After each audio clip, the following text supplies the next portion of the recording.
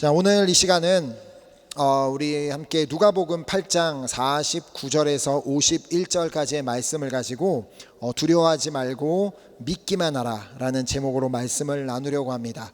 우리 짧은 3절 말씀이니까 함께 우리가 한 목소리로 하나님의 말씀을 읽도록 하겠습니다. 시작.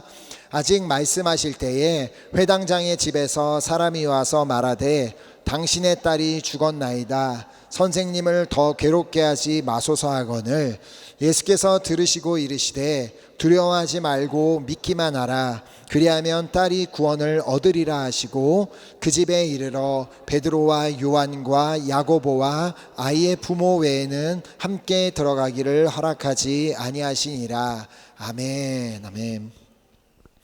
오늘 이 이야기의 중심에는 회당장 야이로라는 사람이 있습니다. 자, 물론 예수님이 모든 이야기의 중심이시긴 하지만 여기서 우리는 특별히 야이로에게 주목해 볼 필요가 있습니다. 자, 사실 지금 우리가 읽은 본문에는 이 야이로라는 이름이 등장하지는 않습니다. 왜냐하면 그에게 일어났던 사건의 한 부분만을 읽었기 때문입니다. 자, 한번 야이로가 등장하는 장면을 보면은요, 41절 42절 보면 이에 회당장인 야이로라는 사람이 와서 예수의 발 아래 엎드려 자기 집에 오시기를 간구하니 이는 자기에게 12살 된 외딸이 있어 죽어가미러라. 예수께서 가실 때에 무리가 밀려들더라.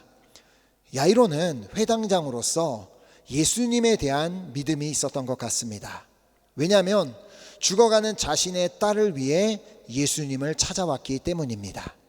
자, 그리하여 예수님을 자신의 집으로 모시기를 원했습니다. 누가복음에는 자세하게 설명하고 있지 않은데 이 마가복음을 통해 그가 예수님께 무엇을 구하였는지를 보겠습니다. 간곡히 구하여 이르되 내 어린 딸이 죽게 되었사오니 오셔서 그 위에 손을 얹으사 그로 구원을 받아 살게 하소서 하거늘. 이런 그의 사정을 듣고 예수님은 그와 함께 그의 집으로 발걸음을 옮기십니다. 자, 그런데 가는 길에 한 가지 사건이 일어나게 되죠. 그것은 어떤 한 여인이 예수님을 찾아와 예수님의 옷자락을 만지고 치유함을 받는 사건이 일어나게 된 것입니다.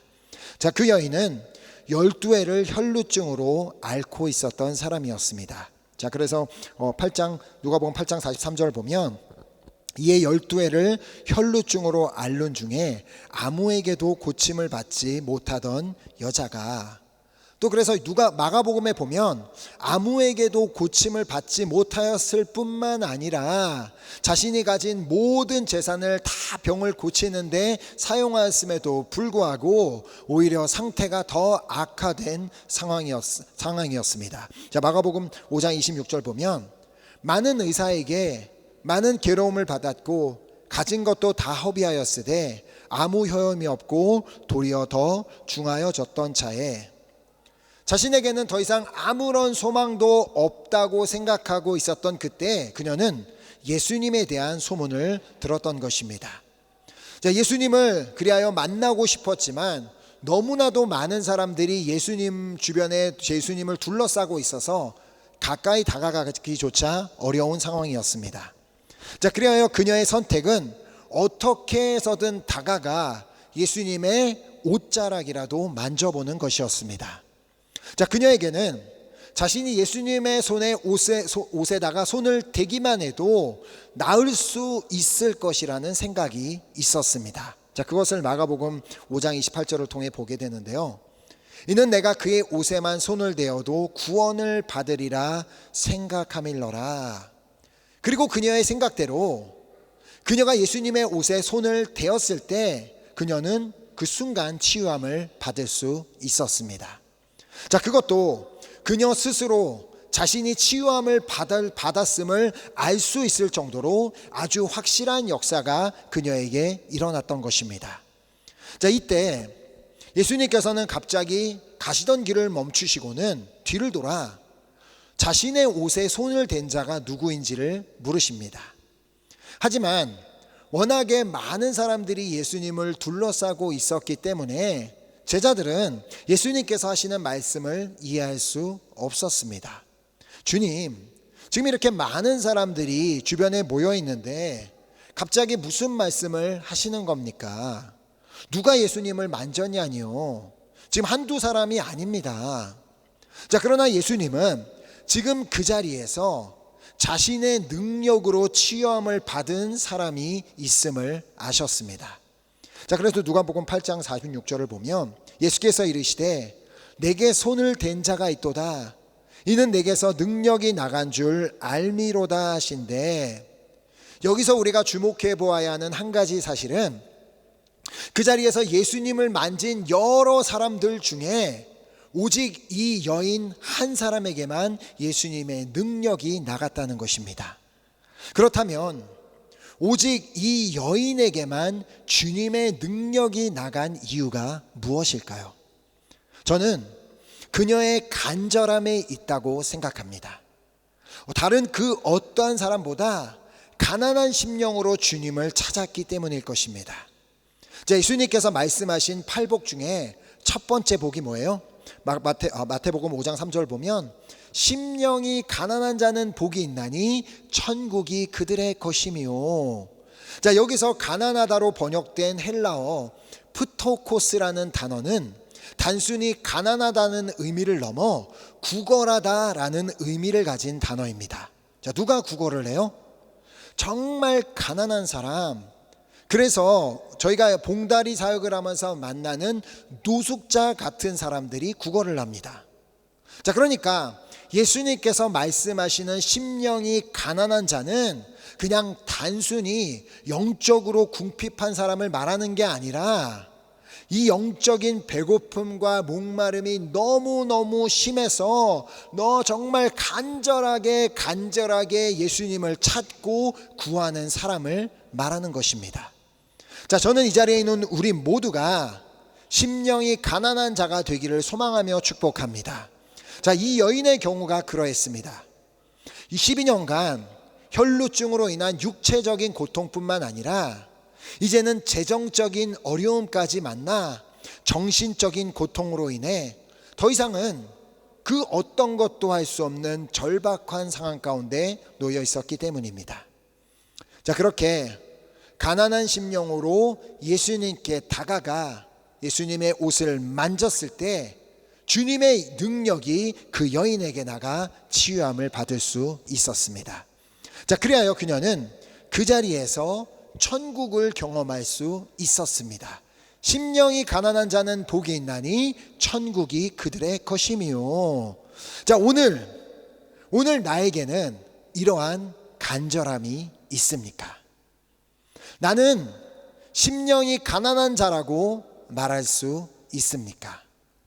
고난이 축복이다라고 말을 하는 이유는 오히려 이 고난을 통해 주님을 더 간절히 찾고 구하게 되기 때문입니다. 이 여인이 혈루증을 앓지 않았더라면 예수님을 찾아올 일도 없었을 것입니다. 예수님을 만날 일도 없었고 그리하여서 그녀의 삶에 천국을 경험할 일도 없었을 것입니다. 하지만 오히려 그녀에게 병이 있었기 때문에 예수님을 찾아올 수 있었고 예수님의 능력을 체험하며 천국을 경험할 수 있었던 것입니다. 자, 그러므로 우리 역시도 오늘 고난 가운데 있다면 주님을 간절히 찾음으로 말미암아 주님 우리에게도 이렇게 말씀하시는 주님의 음성을 듣게 되기를 바랍니다. 자, 누가복음 8장 48절을 통해 예수께서 이르시되 딸아 네 믿음이 너를 구원하였으니 평안히 가라 하시더라. 아멘. 가난한 심령으로 주님을 찾고 구함으로 말미암아 삶에서 주님의 능력을 체험하고 또 천국을 경험하는 여러분과 제가 될 수 있기를 예수 그리스도의 이름으로 축복합니다. 아멘. 자, 그런데 우리는 여기서 다시 야이로에게 시선을 돌려보았으면 합니다. 자, 이 여인이 치유함을 받은 건 물론 좋은 일이긴 하지만 그러는 사이에 한 가지 충격적인 사실을 그는 듣게 됩니다. 자, 본문 49절입니다.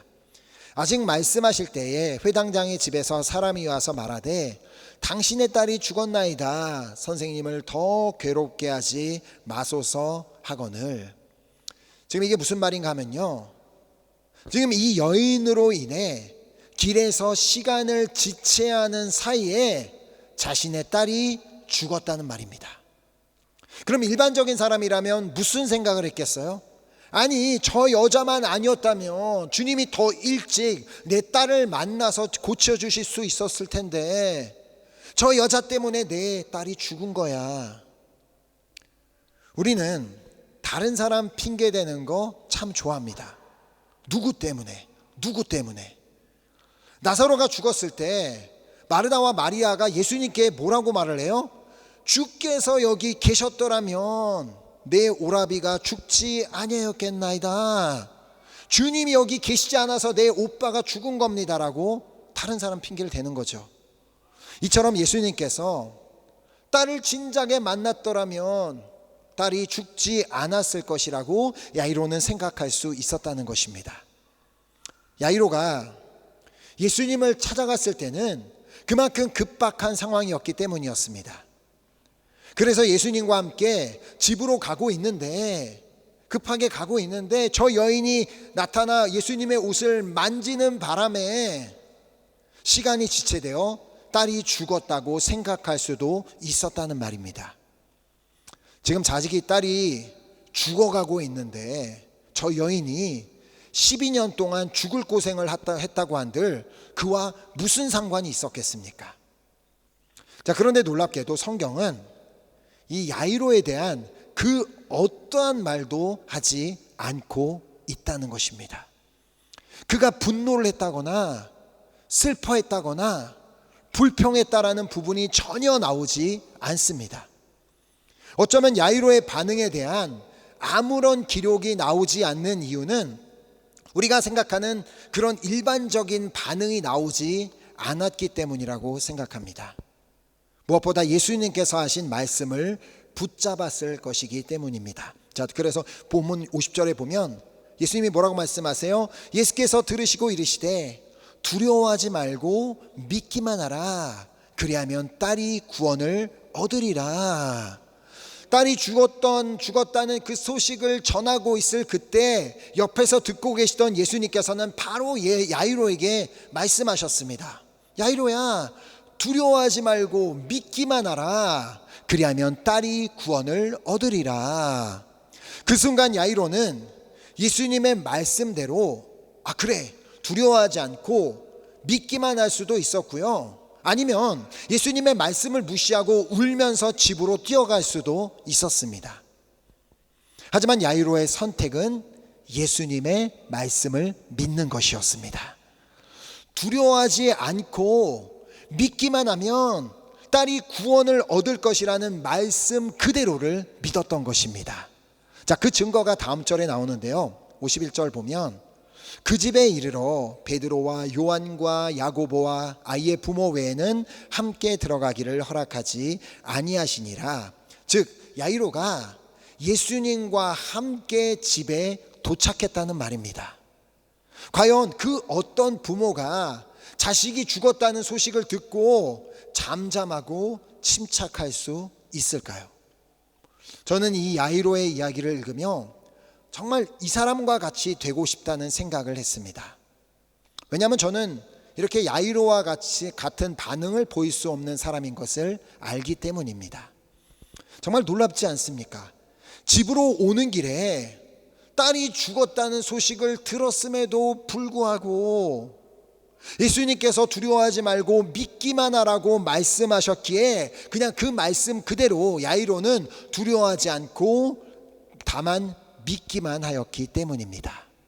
자, 그들이 그렇게 집에 도착했을 때 집안 분위기는 이미 장례식장이었습니다.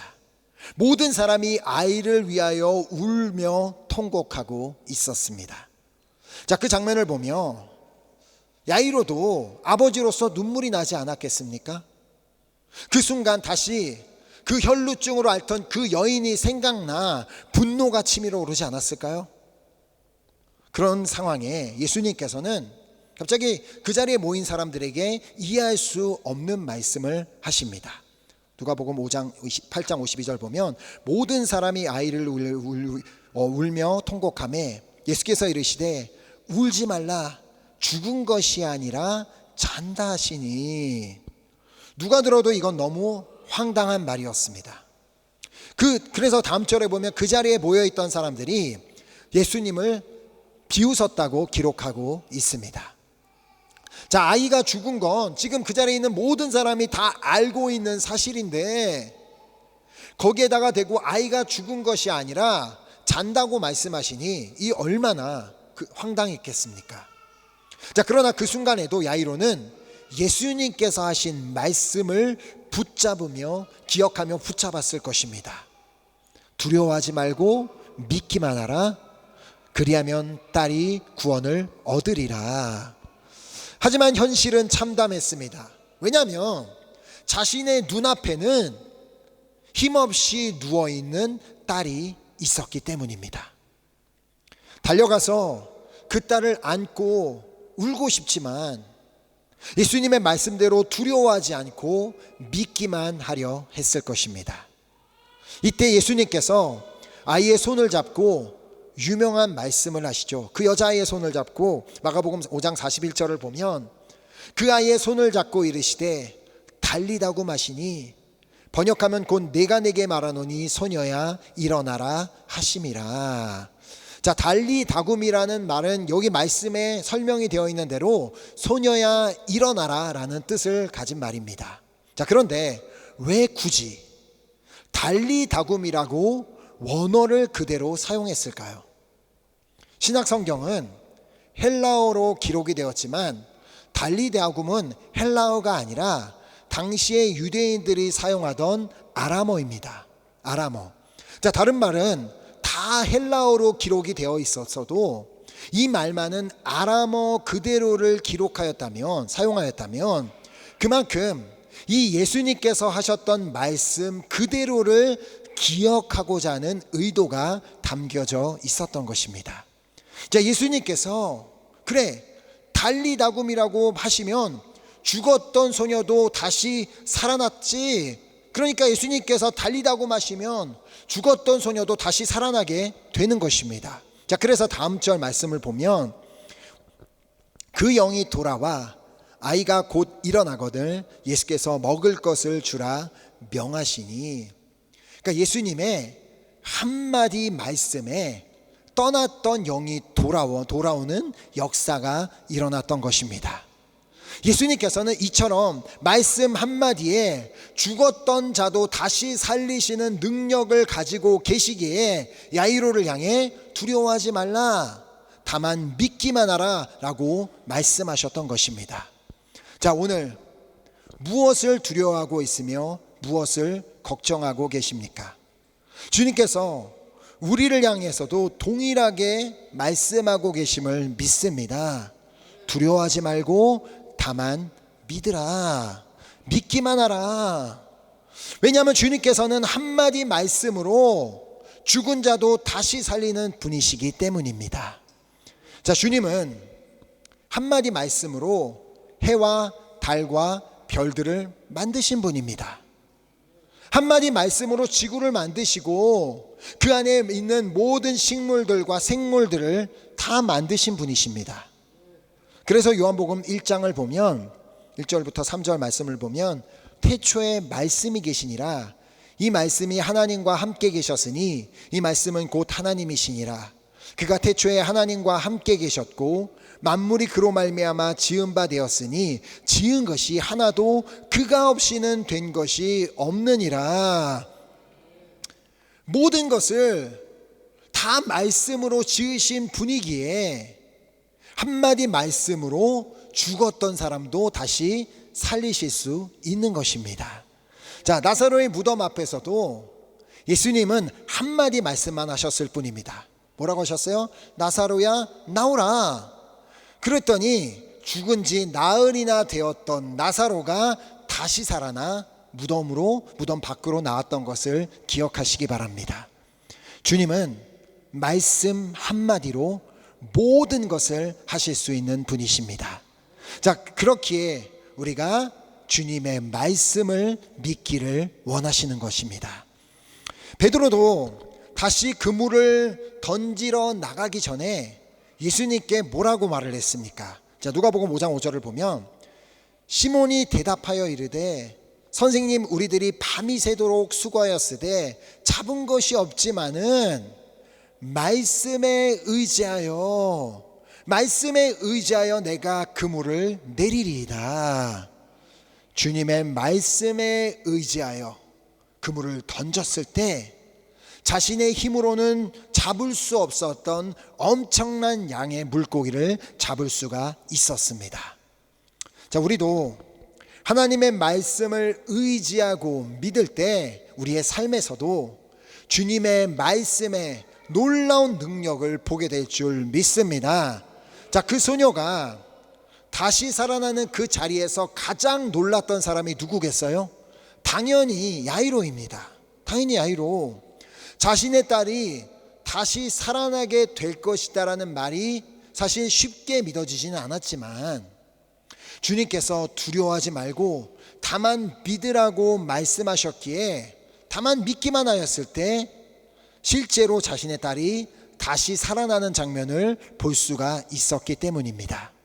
자, 그래서 누가복음 8장 56절 보면 그 부모가 놀라는지라 예수께서 경고하사 이 일을 아무에게도 말하지 말라 하시니라. 자, 우리의 삶에서도 야이로처럼 놀라는 일들이 일어나게 될 줄 믿습니다. 그러나 모든 사람이 놀라운 일을 경험하게 되는 것은 아니죠. 누가 이 놀라운 경험을 할 수가 있어요?